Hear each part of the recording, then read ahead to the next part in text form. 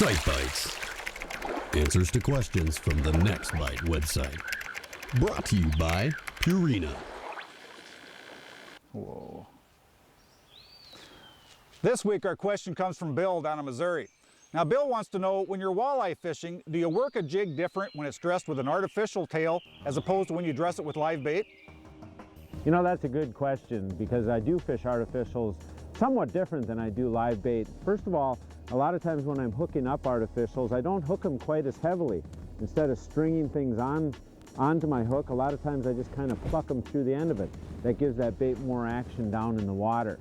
So for example, when I'm fishing live bait, a lot of times I'm letting that bait actually attract the fish, so I can move my rod a lot slower. I can lift it, I can let it swing back towards me. Whereas with an artificial, in the past I've always felt like I got to put a little bit more action on it. You know, I'm going to pop the jig more often, I'm going to move it around more often, maybe even jiggle it a little to try and give it that lively look. What's changing my mind on that though is the new artificials that are out, you know, things like Gulp.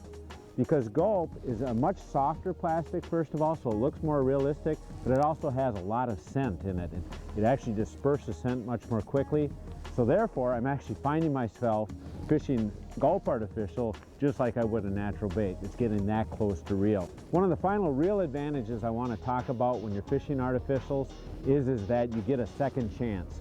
And what I mean by that is whether you're pitching the jig like I am here, or you're vertical jigging out in the river, sometimes the fish miss your bait. You feel the bite, set the hook, you miss them.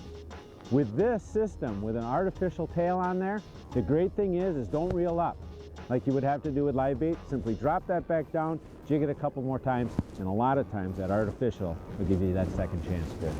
There you go. Tips, articles, a great forum page. You'll find it all on the Next Bite website. Your source for fish with